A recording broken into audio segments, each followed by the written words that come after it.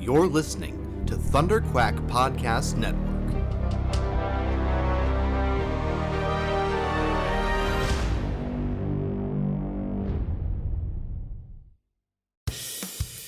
This is the Thunderquack Podcast,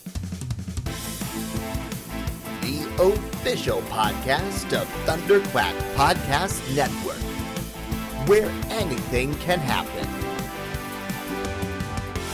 So strap yourselves in and hold on to your butts.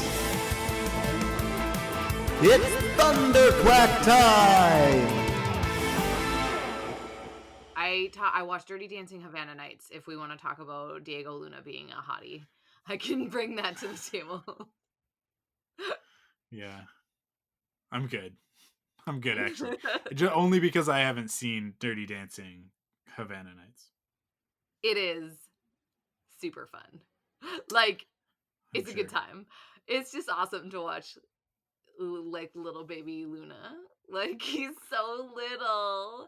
And I guess that's really good that I recognize that he is quite young in that movie, and that me, a 34-year-old, should not necessarily be super attracted to, like, a 24-year-old. So, but it's weird. It messes with your brain, because it's perfectly fine for me to be attracted to, like, 40-year-old Diego Luna, which is, like, Rogue One version of Diego Luna. But then it's, like, real weird to then watch him when he's younger, and it's just, like, there's something, like, weird, like, my brain is like, what's wrong? It's so weird. Okay, but Diego Luna he was born in 1979, so like you say, he is 40, he's 41. Yeah. Or he will be on December 29th, I guess. So Havana Nights was 2000. What did I just see? I just looked at it. 2004. So that's, I guess that's 16 years ago. Yeah. God. It's right. 2004 is 16 years ago? Yeah, man. That can't be right. It was real upsetting for me to, like, have that. Yeah, dude. It's so long ago. Like, I was, like, in my brain, when Charlotte brought up that Diego Luna's in Dirty Dancing Havana Nights, I literally was like, oh, man, I've been meaning to watch that. And then it was, like, me being like, wait, this movie's from 2004? That is 16 years ago. But literally, like, I remember the movie coming out and me having a whole, like, thing with myself of being like, I should watch the movie. And ever since, it's just been, like, a movie I should watch that I've just never gotten around to for 16 years. For 16 years. It's but so then you upsetting. finally did. And yeah, it was worth it. So, so 41 minus 16, he's still in his 20s. Yes. Like, he's in his 20s. And he's perfectly fine. Like, it's not like there's nothing, like, creepy about it. But it's just, like, he looks so young. Okay, but, like, so there's two parts to this. And I'm going to get to that right after I do the intro here. Because this is the episode started. I don't know if you noticed that. Yeah, that we just started it. It's done. This is the Thunderquack Podcast, the official podcast of thunderquack.com, which you can get early every Tuesday over at patreon.com/thunderquack, just like our Patreon producers, Brian Morowski and JJ Samuel, or you can wait and get it late every Friday on podcast services around the galaxy. Or across the galaxy? Around the galaxy? Whatever. Across the galaxy. I am one of your hosts, Michael Cohen. And I'm your other host, Amanda Conkin. I hope that everybody was really confused with how this episode started, though. Yeah, no, me too. I like it. I like cold opens like that. Like that's I prefer that. And we've never really found ourselves in that situation before. But we had said, like, okay, we're done with the post show content, and we kind of took a little bit of a break, and then we started talking about Diego Luna. And I was like, well, this is too good not to put on the podcast. So I was like, this is the beginning of the episode. It is. I will say that stuff like that is what traumatizes me, to never be able to have normal conversations with you when we're podcast, because I always have to assume that what I'm talking to you about it's like like that is going to end up on a podcast. Like I do that sort of like off the record thing, like where whenever Yeah. I have something that can't be recorded, I say, hey Mike, just so you know, like I just want to talk to you without recording, and I have Yeah. to specifically say that, otherwise I just automatically have to assume that That when you ask that me I'm like, always hey, recording. Yeah. do you got anything to talk about today, and I go, no. Well, we could talk about Diego Luna. Here are Yeah. my thoughts on Diego Luna. I'll say, Anyways, so I listened to a podcast today, and then I'm going to circle back around to what I was going okay, to say about Diego sounds good. Luna in his 20s and you being a creep. Okay, I okay, great. I'm so excited. Yeah, don't worry about it. I was listening to a podcast today, an interview. Armchair Expert is the podcast, the one that Dax Shepard hosts. Oh, He was nice. interviewing Natalie Portman, and I they were talking about when she filmed the movie Closer, where she's an exotic dancer in that film, for people who don't remember, because that was also probably around 16 years ago. I imagine that was around 2004, 2005, right?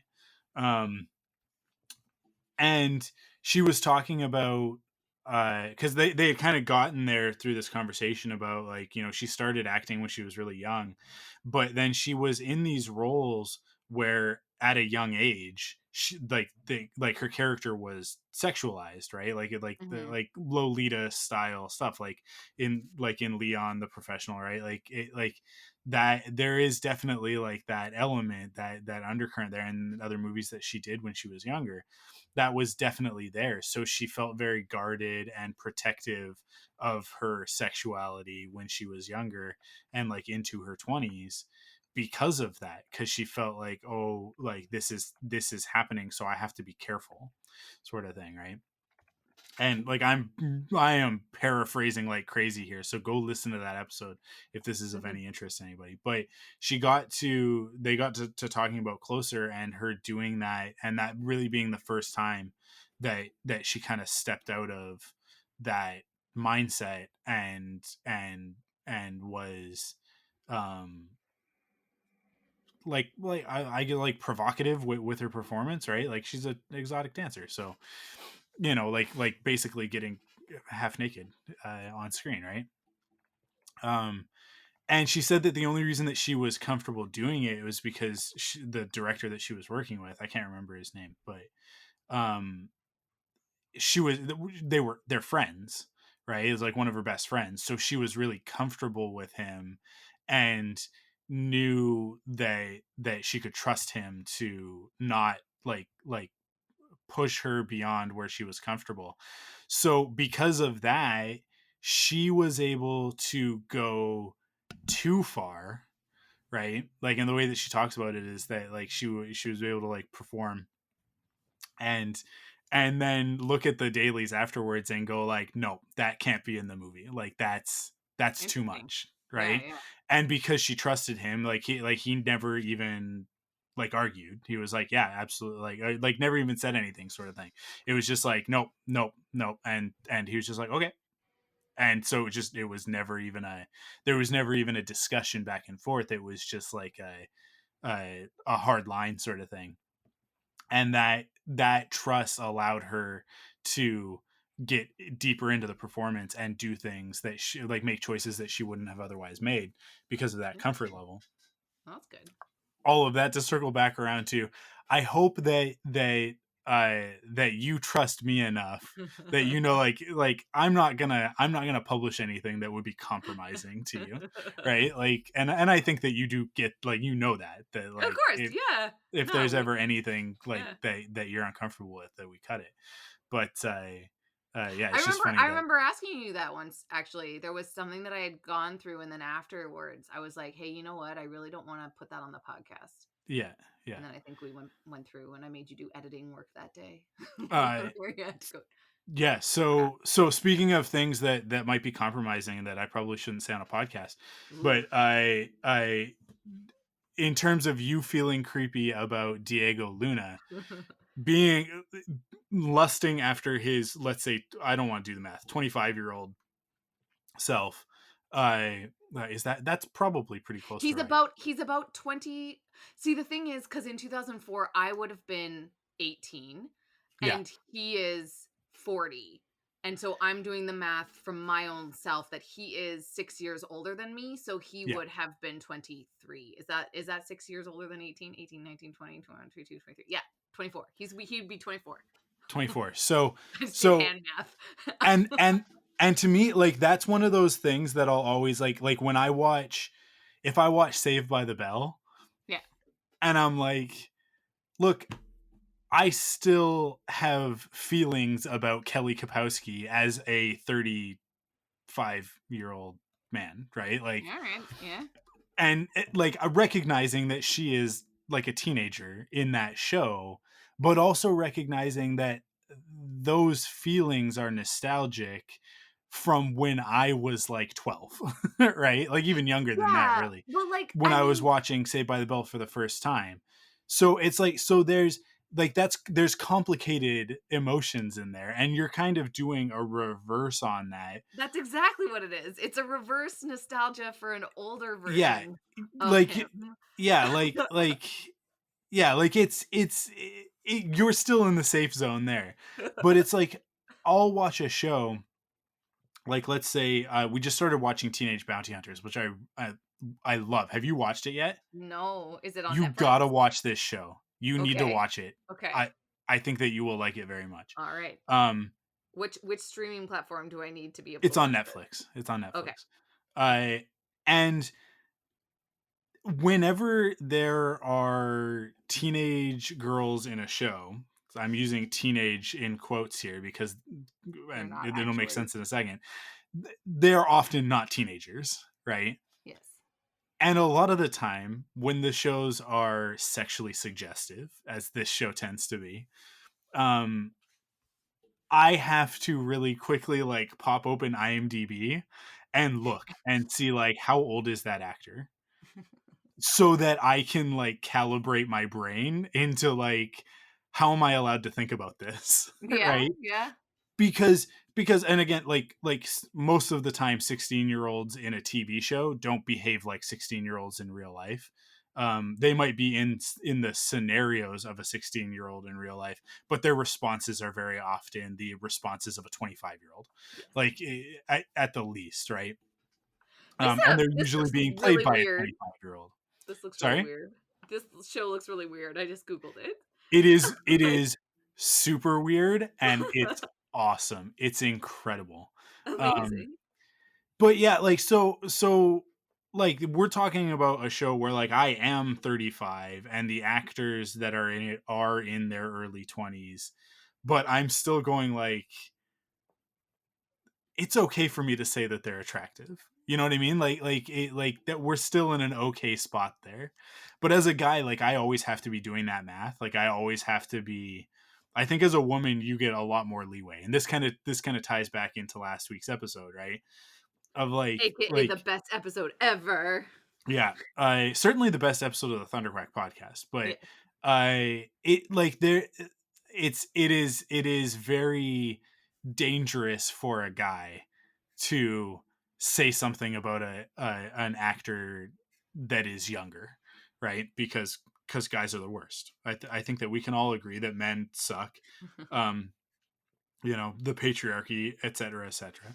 And because of that, men have been socialized to think that they can take what they want, and because of that, there's a lot more like red flags that go up when guys say certain things about women. So there's always like this weird balance, like this weird like delicate thing of like, wait, okay, this is a show about these girls and they're teenagers, but they're actually not teenagers, they're actually adults. But then you also have to do like the mental math of like, yes, they're adults, but they're adults that were cast because they do look like they're 16. So like what's the threshold here? Where does this get weird? Where do we get into dangerous territory of how the show is handling things, right? And I don't know, I think like that's always something that content creators, writers and producers and whatever, that I think that they do that. I think that I don't think that enough of them do it well enough, because I do think that like there are weird things that happen in TV shows where you're like, I actually don't think that that's appropriate, but I'm not this show specifically, because Teenage Bounty Hunters is very much for adults.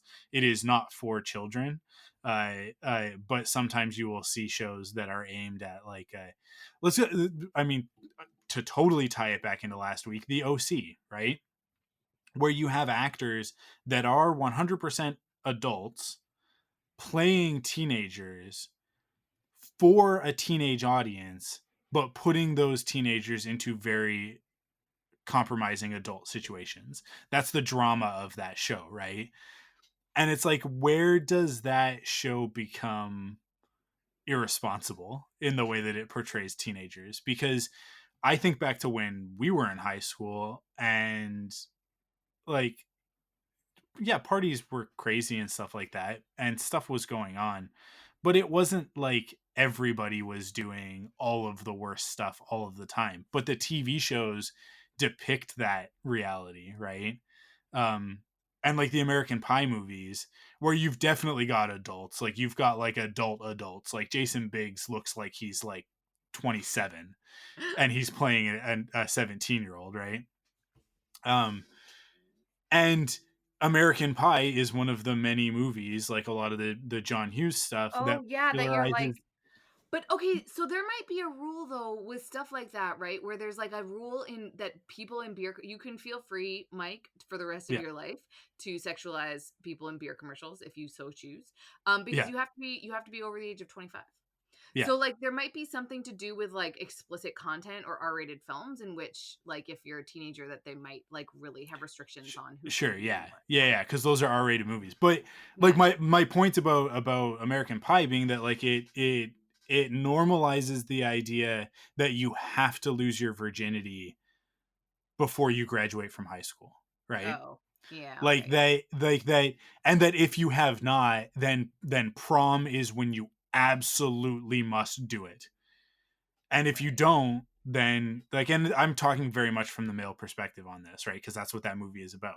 If you haven't, and you are not, or whatever, like, then you have to make a pact with your three best friends that you're all gonna lose your virginity on prom night, right? Like, it's just, to me, it's like that's when you start to get into harmful stuff, into like damaging, like, and like, don't get me wrong, like, I love the American Pie movies. I think that the three core ones, like, they get into garbage territory later on, but the core three ones, like, I think are really fun movies. I love them, and I definitely have a lot of nostalgia for them. But I do also think that they put some very harmful ideas into my head as a 16, 17 year old, Oh yeah. Oh right? yeah. And put a lot of pressure on me that didn't need to be there. um and that, and to be fair, they are R-rated movies, and I technically wasn't allowed to watch them, but according to, the rating board status of them. But also, I mean, like, those movies weren't made for 40-year-olds, right? Like those movies weren't for, because that's where it's like the American Pie movies are where a lot of us started on that, on like our taste in comedy, and then that grows up with us into the Judd Apatow movies, right? Like, when we Oh hit like yeah. our Yeah. 20s, then all of a sudden Judd Apatow is telling stories about people in their 20s and 30s, right? And that carries you through into your 30s, and then uh you know I don't know what the comedies will be like in another 5 years, where they're all about 40 and 50-year-olds, but doing raunchy things. I guess that's already started happening with like, there's the Robert De Niro. I mean, he's not 50, he's like 70 or something. But the oh, what is that one called? I can't remember. Actually, I think he's made like three movies now that are like raunchy comedies, where it, like, the joke is that he's an old man, but he's, Oh yeah. having sex with college co-eds and stuff, or like, that's what the trailers imply to me. I've never watched any of these films, so I don't know. But yeah, like, I don't know, I just I think about that stuff a lot, like where's the responsibility in the content that you're producing, and like, certainly like the audience that you're aiming it for. it's one of my friends on Twitter, Ty. She does these videos on mostly on Star Wars, but kind of on myth and storytelling. Her YouTube channel is Wit and Folly. Um, they're awesome. These videos are so good. If you've listened to Faster, More Intense, she's been on the podcast, and I talk about her stuff all the time because so much of it is Star Wars focused. But we had a conversation about Alita Battle Angel. They like she kind of made me think about it in a different light because I watched that and I think I might have even talked about it on the podcast because like I watched that movie and I loved it. Like I thought it was fantastic from start to finish. Um, and I like how far they pushed it and like how close it was to the source material. But she really doesn't like it because of the fact that it was marketed to teenagers and it is a PG-13 film because for the most part the people that are getting sliced in half are robots, right? Like they're Right. cyborgs. So it's like, oh well, they're already they're a robot monstrosity thing, right? So who cares if their arm gets sliced off and blue goo comes out of the arm? It's very clearly not real, right? um but it is very uh graphic. It is very visceral and like like the violence is ultra violence and it's really not, it shouldn't be for 13-year-olds, right? Like it definitely should be like an 18A or what, NC-17 in the States, I think is what it is. I don't know. I can Oh never remember what the yeah. differences are between like NC-17 and R and all that stuff. But I feel like NC-17 is worse than R, right? yeah, that's why I'm always like kind of confused about that Yeah. stuff. But Yeah. um because then you have the added layer of the fact that we're Canadian, we have a different rating system, a different scale than they do in the States. But it's mostly the same, but it's kind of different when you get into the 18A NC-17R territory. Mhm. Um but but she definitely made me think about it, and I watched it again over the weekend because Robert Rodriguez directed the most recent episode of The Mandalorian, and I didn't vibe with that episode of The Mandalorian. Interesting. I like the story and everything, and I'll talk more about it on Faster More Intense this week, obviously. But I didn't like his directing style in it. Like it was very like guerrilla filmmaking, like handheld, low angle action stuff. And it felt cheap to me. It felt like a fan film. Um, Interesting. Okay. yeah, so it just really didn't work for me in terms of it's not that it's not that the action was poorly done. It just didn't vibe with Star Wars, right? Like it doesn't fit with the aesthetic of that universe in my opinion, and that's just me. um I have certain opinions on what that should be, and I'm Oh man, I totally didn't willing know that to. he did The Adventures of Shark Boy and Lava Girl. Yeah, and Ooh. like, and this is the thing, I like a lot of what Robert Rodriguez has done. And he directed Alita, and I remember watching it and being like, I love this movie, and then having that conversation with Ty, uh and then watching this episode of Mandalorian, and then trying to reconcile, like, I like Robert Rodriguez, why didn't I like what he did here? Is it just because in the context of Star Wars it doesn't work for me? So I wanted to watch Alita again and be like, does Alita have the same style that he used in this episode of Mandalorian? And so I watched Alita, and Alita, it doesn't. Like he's like it's so polished. It's actually really far from a lot of his other stuff that tends to be very like indie style guerrilla filmmaking, handy cam sort of stuff, right? Um I didn't know The Faculty was him, man. yeah, he's directed a lot of Seriously. stuff Yeah. that is like pop culture, uh uh Yeah. I don't know, like fabric, Mainstays. Yeah, right? yeah, yeah. Yeah. No, like he's a yeah, and he's an amazing director. I do think like Yeah. he like his ideas of how to make movies, and like the economy of storytelling and stuff like that, um is visionary. Like he's up there with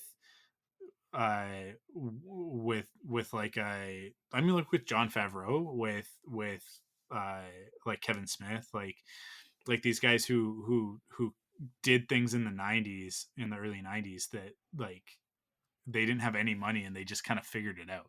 They just made movies, right? And they kind of democratized filmmaking back then, as much as you could when it was still film. But because there's obviously an incredible expense along with that, but they proved that you could, if you had a good story and good performances, that you could get away with a lot of budget filmmaking techniques, Mm-hmm. and still be commercially successful and become a hit, right? And define a genre, like as those directors all have. So like he definitely has his place in the pantheon of like great auteur directors, but it was just like I just didn't like what he chose to do with Star Wars, especially with the Mandalorian, which has been so stylized. Like it's been I don't know. I think even more than a lot of the movies, it's been like just in terms of like cinematography and stuff like that, it's been very stylized. And coming off of the week before with the Ahsoka episode being like so heavily art directed, and then this most recent one feeling so kind of uh we're just gonna drive 45 minutes out of Los Angeles and film on some rocks and Mm-hmm. bushes, right? Like it was weird to me. There's a disconnect, but I'm all over the place tonight. That I watching Alita again with that lens of like this was marketed to 13-year-olds. I was definitely like, yeah, no, I this is definitely a bit far for that audience. I think like this movie probably should have been rated R, but they didn't want it to be rated R because then it can't play to a wider audience, right?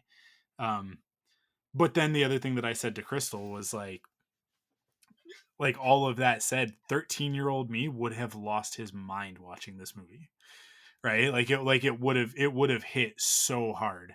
It would have been so good to 13-year-old Mike's brain, like that could not have conceived of this stuff, that was watching anime, right? Like I was Yeah, watching the yeah, source material, yeah. but then this is photorealistic, right? So I don't know, like it's all kind of wondering like where does the line get drawn, and what is the social responsibility of studios and filmmakers and stuff like that uh, uh to care about how the content they're producing is going to affect the audience that they're selling it to, right? Because that might not be the same thing as the audience that it's intended for. And I think that's where the disconnect is with some of this stuff for me. I don't know. I I talked a do. lot. Do you have You any thoughts? did.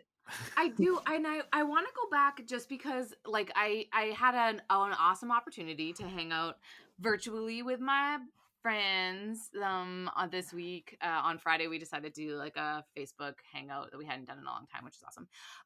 And we were just like reminiscing about stuff, and one of the things that we just wound up talking about was, dating during pandemics and how like you don't want to, and the fact that I'm not on any dating apps. And one of the things that I was talking about is that how I like had gone on a few dates in the beginning of the year, and then one of the things that really freaked me out about one of the people was that how nonchalant he was about a stab wound that he had received from his ex-wife.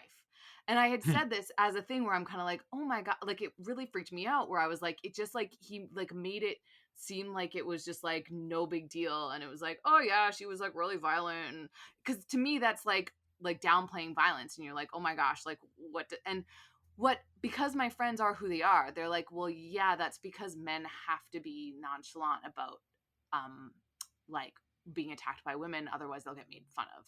And I was like, what a terrible consequence of sexism. And just Yeah. like the idea of like, so I just want to go back to the beginning where you're kind of like, guys are the worst and all this stuff. And I just, because it's like more, I'm more attuned to it right now just because of that conversation I had with my guy friends who are all very like socially conscious and like very much call me on stuff that I say like that. So I just felt like it was worth bringing into the conversation about the idea that like, well, we are a podcast and we keep things pretty light. It's a general thing that yes, it's like guys have to be more careful because the world Yeah. has painted men in a certain way. But also we are very conscious here on Thunderquack that there is a lot of stuff that comes from that is very negative and does impact men in really terrible ways.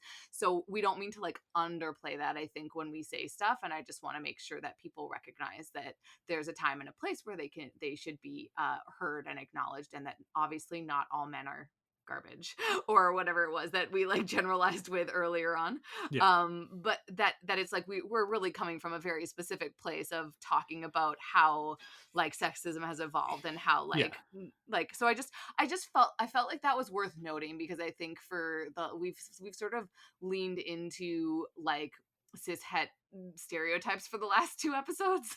And so I just really want to make sure that we're recognizing the full breadth of like consequences of sexism in the Yeah, for world. sure. And we don't mean to like trivialize that, but it's true. Like there's a lot of stuff that you have to come at very carefully as a guy that women get a lot of passes for. And it's not that that's fair or how the world should be. It's just the structure of how stuff has evolved and happened, and why I'm trying to be more conscious of stuff like that, right? Where I feel like a chance to talk about how weird it is to watch like this young dude, Yeah. even though he's like older than me, or at the time would have been like right in the right age for me to like, if I had watched Dirty Dancing Havana Nights at the time in which it actually came out, it was very much directed at my demographic, right? Like Oh, for that sure. movie was made for me. So Mhm. he was well within the scope of somebody that I was like meant to sexualize. Like that is something that was like packaged in that. It's just very interesting, like you're saying, like all the complexities of looking back at that, and you're like, okay, who are these things meant for, and like how does it, like the consequences of like of casting young people and having them act much outside of the scope of their age, or having these shows that are just like way denser than the like young audiences that they're made for. And then you're like, Yeah. well, who is it actually made for, and are we making the right choices in hypersexualizing people in these roles? And then the overall consequence of that, right? Like you're saying how important it is and how impactful it is that media, that you watch something like American Pie when you're young, and you take those sort of tropes and ideas with you. Like I just, again, I'm rewatching Friends, and literally there was an episode where Ross and Chandler, it was like a flashback to them in college, and they were both like, man, I had sex in high school. And he's like, yeah, me too, I'm cool. And it's like you know that they both didn't, but they like felt like they needed to say that, or maybe they Yeah. did. But it's just that idea that they were like, don't think that I'm dumb because I can't hit on this girl, right? It's like, and Yeah. their whole being and ability to save face was based on their ability to have had said that they weren't a virgin, right? And there's But just yeah, like stuff like that, but right? then with that example, I think that you're looking at, because it is, that show is for an older audience, right? It is Yeah, for it's for the age that those characters are, right? yeah, yeah. They, the way that they play that conversation is, it's actually subversive, right? Because the reality is like, well, neither one of them had sex in high school, right?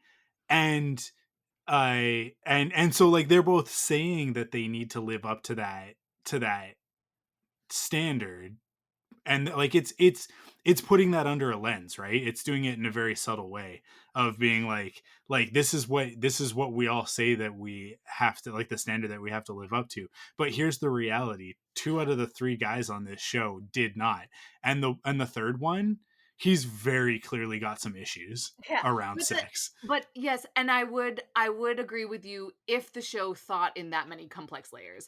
At like, let's just be real about the fact that there's like latent sexism and blatant homophobia like rampant in Friends. Oh, for And like sure. so like, For and sure. at that particular moment, I love that you're saying that you were like looking at it through that lens, but I actually think it was played for the laugh, like, haha, these nerds didn't have sex in high school. No, Like, but like, I don't, but that's why the laugh works. That's why that's okay. why that's a joke that is more than just haha, look at these nerds, right? Like, because it is definitely haha, look at these nerds, but the joke there is supposed to be like especially because it's like it's one of the flashbacks, right? So whenever we do the flashbacks on Friends, it's always like, man, look at how stupid we were when we were younger, Yeah, yeah. right? Like in the first time that they do it, and Chandler's got the flock of seagulls haircut, and I know, I and love in it. the episode that you're talking about, which is the college party, right? Yeah, the one with Ellen Pompeo. Yeah, and Uh, it's like Halloween or something like that. No, it's not Halloween, but it just seems like it because everybody is dressed ridiculously. But the two of them come in looking like characters from Miami Vice, yeah, right? yeah, yeah, Like and like that's so to me it's like that's all. There's a lot of subtext there, but it is very much like man, the things that we used to do when we were that age because we were trying our hardest to be cool, not realizing that like it didn't matter, yeah, right? That like yeah, it had no bearing on how successful we would be in our lives, and like I do think that subtext is there. It's not pointed for sure, right? But yeah, I do think that when comedy writers are writing stuff like that, that they're aware of those dynamics, because that's like, if you write comedy, then you have to understand the dynamics of how that breaks down, right? yeah. You can't just accidentally fall backwards into a nuanced joke like that, in my opinion. Like, and knowing Friends as well as I do, I don't think that they fell backwards into nuanced jokes like that, because the show is very clever. If it wasn't, you and I wouldn't still be watching it all these years later, because nostalgia only gets you so far, right? Yeah, yeah, yeah. Like I can like another great example is Boy Meets World, right? Boy Meets World is a fantastically written show. It's got continuity issues all over the place, but it actually is a very smart show, and there's like the jokes are very smart, and they work on multiple levels for the different audiences that would be watching it, the kids as well as the teenagers as well as the adults, right? Yeah. So at every stage of your life you get something different from it. But other shows that were contemporary to it, like let's say, I don't know, Sabrina the Teenage Witch, which I loved just as much at the Yeah. time as Boy Meets World. Yeah. It has no substance, right? Like if I were to watch an episode today, I'd be like, "Yep, those were the jokes, Yeah, those I were the mean, yeah. gags," right? Like, because it's all low hanging fruit, it's all like very surface, like, oh my goodness, I have magic powers and I can't use them in front of other people. If I get caught, I'll get in trouble. If I use my magic to do this, I'll get in trouble, right? And it's like every episode of that show is exactly the same. Okay. Nothing ever really happens, right? Like You you've it brought it up now though. I do have to say that like if I could be a witch, the power I would take advantage of is when she hasn't studied for the test and she just stops time, sits down, and opens her textbook to study for a test.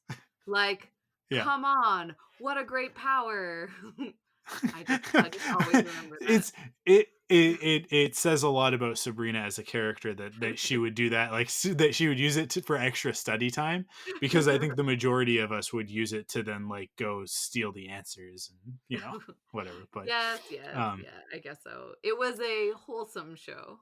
yeah, Zach Or Morris would definitely use that to steal answers to a test. But although he could stop time, he did have that ability weirdly in that show. Mhm, mhm. It's Oh, you know what? Sorry, he did. I didn't. You were talking about something else. I was no, gonna no, no, no. completely pivot. My thought was done. I was gonna I was happy completely for your pivot. interruption. I was gonna completely pivot to say congratulations, Elliot Page.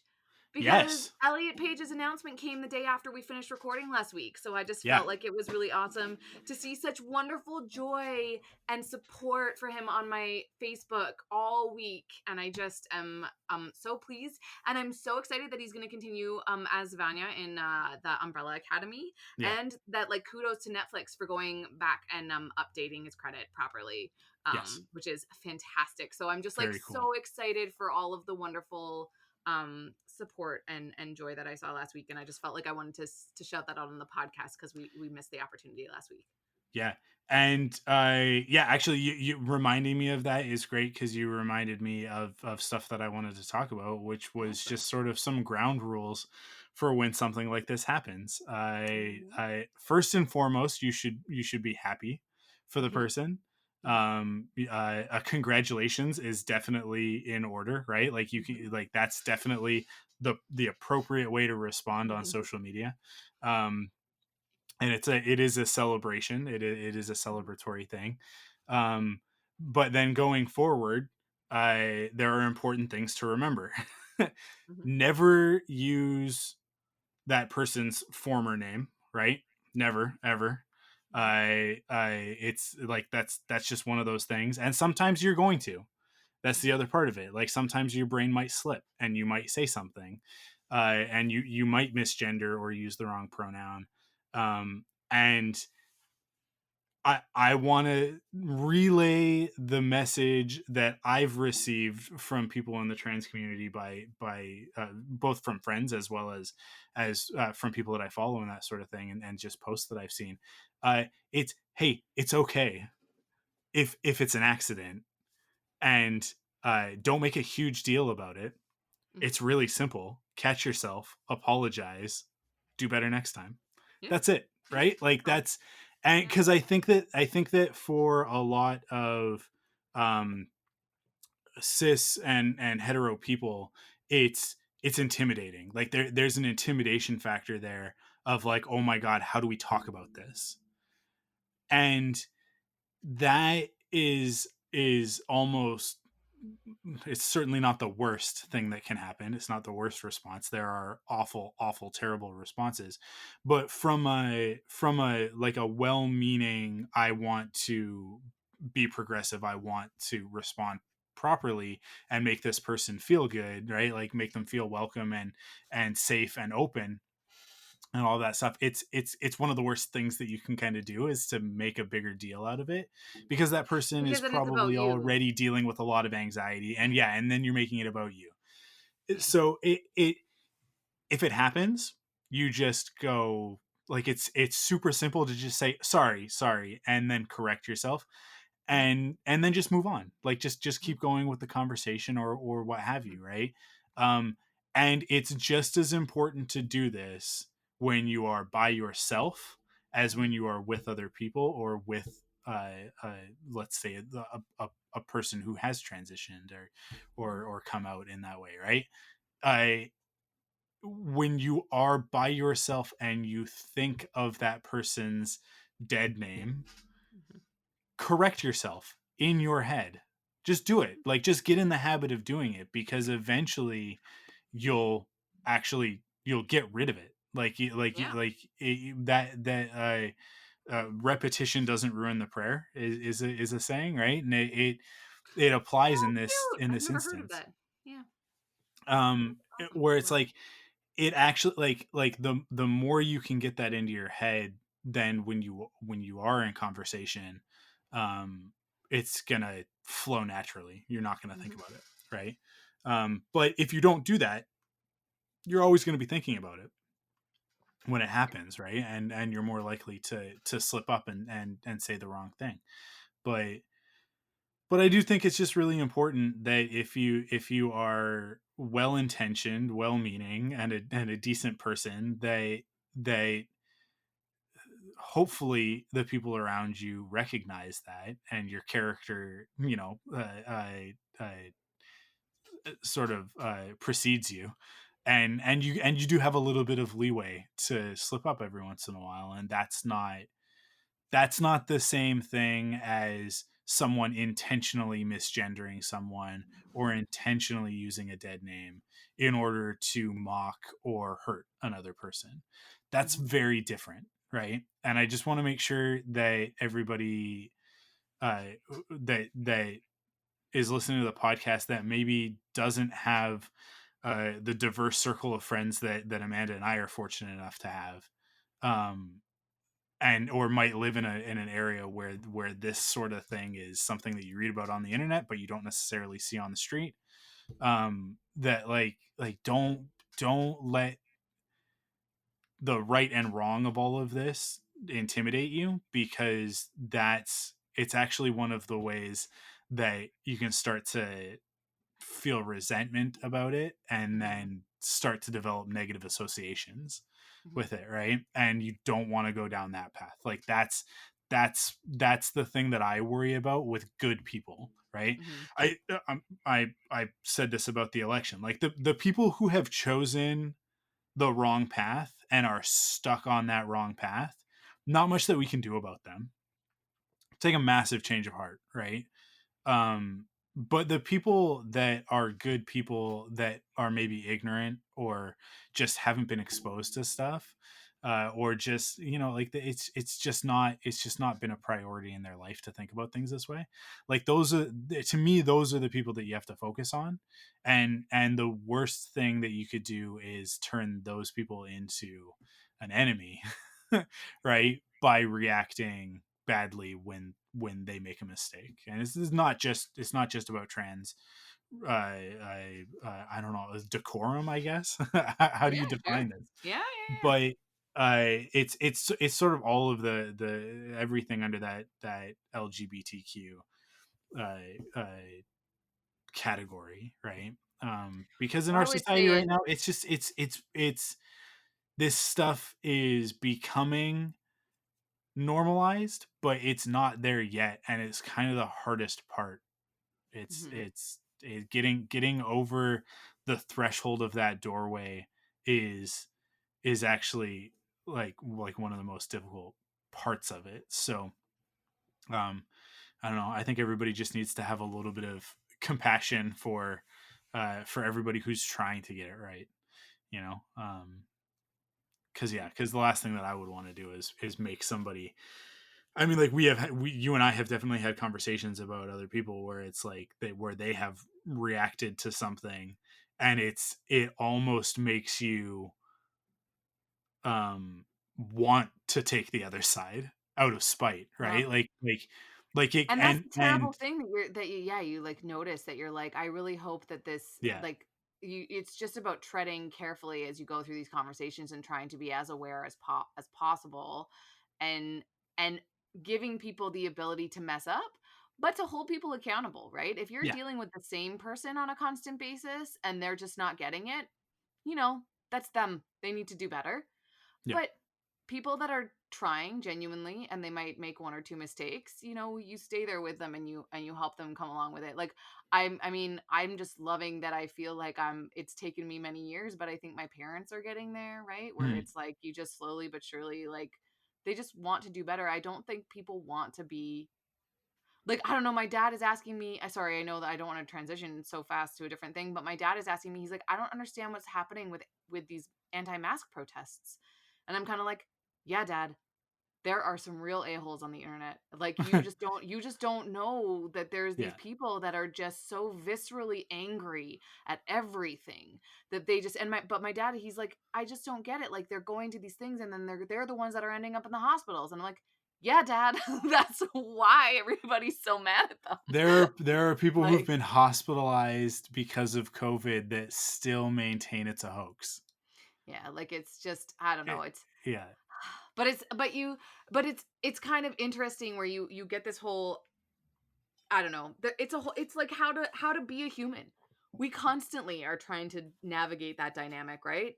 yeah, What do we do in our daily lives to just like decrease world suck, right? Like, how do we just make yeah. the world a little bit better for as many people as I'll possible, tell you right? the it's from my perspective, the best way to do it, the most important thing that you can do is to just set a better example for kids. Mhm. Um and just like it's not about um a lot of adults are resilient, right? Mhm. Like Mhm. Mhm. if you manage to make it that far, then it's because you either had a good support system or you were very fortunate to have the inner strength to deal with um, whatever sort of trials and tribulations, right? But it's kids and teenagers that we have to do it for. And, like, that's the important thing, and that's the thing to keep in your mind when it is difficult, when it is frustrating, and when it is upsetting, and Yeah. you want to give up, or you want to just you're pissed off about the way that somebody talked to you and you just want to argue with them out of spite. To me, it is always a matter of like thinking of my girls and thinking like, well, I don't want them to grow up in this world. I don't want them to grow up with these hangups. I don't want the two of them to think at any point in their life that if they want to be or do or live a certain way, that I have a problem with that. I Mm-hmm. want them to, I certainly want them to be comfortable enough to talk to me about it, right? Yeah. If they're questioning things or if they're exploring things or interested or have questions. Um, and a really cool thing that happened last week that kind of like coincided with the Elliot Page news is that Kara, they went to the bookstore to pick up a book for somebody else, and Kara picked a book off of the shelf called Auntie Uncle that's about I like it's in very vague terms because it's a children's book, but it's about a drag queen, right? Oh. And this character Leo, who is also Lotta, that's their drag personality. Um, at a pride parade, Mm-hmm. Lotta saves this little puppy from getting run over by one of the floats. Aw. And so the mayor wants to give Lotta an award, but Lotta has this other life as Leo that like these two things have not crossed before, right? Like Ah. they've been Yeah. intentionally Yeah. kept separate. And the narrator of this book is the nephew of Leo slash Lotta, right? Mm-hmm. And the journey of the story is that um they find this middle ground, because it's like, oh well, the award is for Lotta, but Leo wants his friends to be there too, right? But they don't know about Lotta, so it's like they find this middle ground of Auntie Uncle, who is like both of these personalities put together. And so it's obviously it's a conversation starter for, you know, gender dynamics and the politics of it, and you know, identity and all of that sort of stuff, but it Mm-hmm. is very much a story for children. And she picked this book, not really, I don't think she really knew, I guarantee she didn't know what the content of it was because we read it, and she Mm-hmm. was very like, she had a lot of questions when we were done. She picked it because it looked pretty, right? Yeah. Yeah. Because he had Good a little good girl. fabulous Yeah. drag queen on the cover of Yeah. it. Yeah. And the Yeah. illustrations are fantastic. In fact, they're actually like the style is actually very similar to the way that I draw, which I thought was interesting. Um, and Interesting. Yeah. it's a great book, and I'm so happy that she bought it.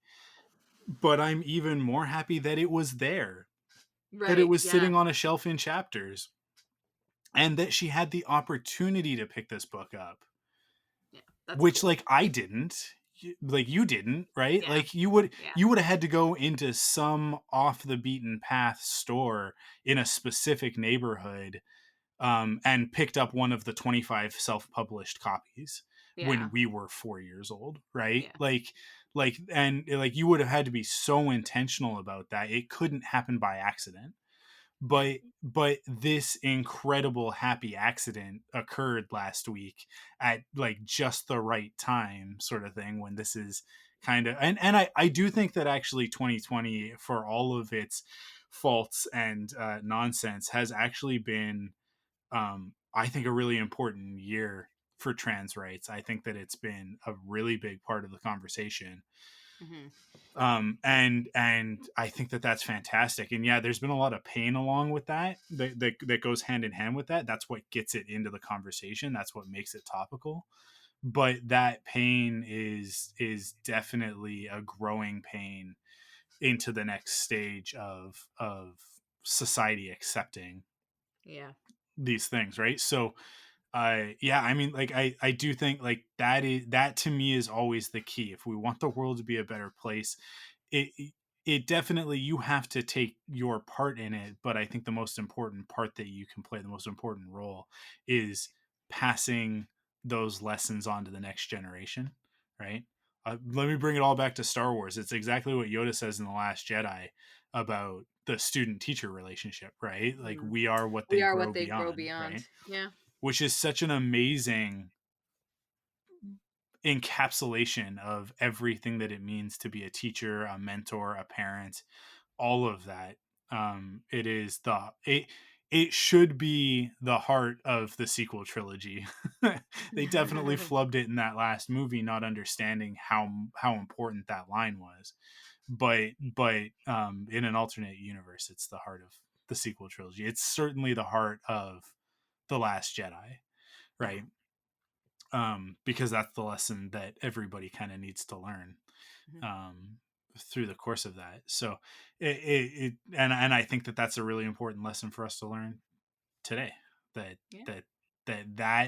the important thing, is that the next generation that comes after us, that we leave a world for them to live in first and foremost, but that we're setting them up with the tools to do better than we were able to do with the tools that were given to us. Because there were definitely people that came before us that laid the groundwork for us to sit on a podcast in 2020 and say, oh boy, Friends sure was problematic, huh? Right? Like that's called progress. So I don't know. I think we just keep plugging away. You just have to stay positive on this stuff. Optimistic, not positive. Positivity is obnoxious. Optimism is important. Yeah, but I love it. I think that's it. I think we did it. I think that's a pretty good place to end there on some positivity. Wow, the last 2 weeks it's been interesting. These 2 episodes have been very organic and just kind of flowed on their own. Cool. Well, that's it. Thanks for listening. Are we back with another episode next week, or was this your 3rd week in a row? I think this was my 3rd week in a row, but we had some sort of conversation about planning it so that we'll be back for the 50th episode. And I can't remember what it is, but I think it is it is me podcasting next week and then not podcasting on the 21st. Yeah. Or the other way around. I really can't remember, Mike. We're taking 2 weeks off, I thought. There's something about taking 2 weeks off. Yes. Sometime soon. Yeah. So I think I'm sort of trying to go after the 14th. Yeah, there will be 2 weeks off. But I think I'll be around next week. Okay. I don't remember, quite frankly. Keep it as a surprise. It would be good if we stay tuned. Some sort of I can check if I put it in my calendar for 3 weeks ago. No, it's okay. We'll figure it out. I did. Yes, I podcasted on the 23rd of November, and I didn't podcast on the 16th of November. So this is my 3rd week podcasting in a row. So I will possibly not be here next week. Yeah, we'll figure it out. And then we'll do it. Actually, yeah. Hey, that's what I've got it. I actually put it in my calendar for every 3 weeks. That's so funny. So next week is my week off. There you go. I love that. But yeah. Cool. So then I guess next week will be the exclusive Thunderquack podcast episode, Off the Record, which you can get if you're a Patreon supporter at $5 or above. And that'll once again just be me talking to myself. Right now. There should be a post soon. I automated the post, so there should be a post soon on Patreon to submit topics for me to talk about. And maybe, I don't know, maybe I'll talk about Jurassic Park for an hour and a half again, or maybe I'll talk about more than one topic. We'll see. But that's it for this week. Thank you everybody for listening, and we'll catch you on the next one. Stay safe, everybody. Wash your hands and be kind to one another.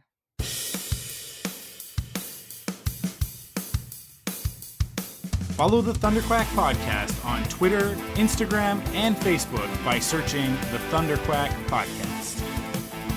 You can support us in 3 ways. First, by heading to the podcast service of your choice and leaving a rating and review.